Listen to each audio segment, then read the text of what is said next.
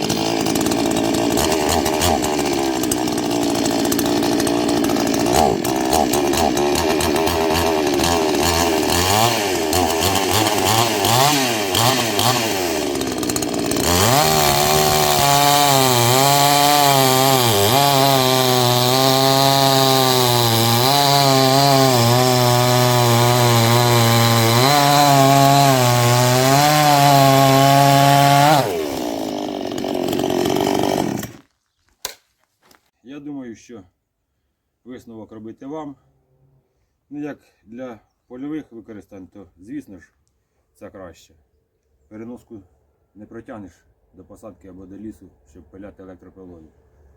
Ну, а по мощності я зразу ж по відео видно, що Фореста набагато потужніша, ніж 1,8 кВт електропила. Ну, в цілях економії вдома пиляємо електропилою.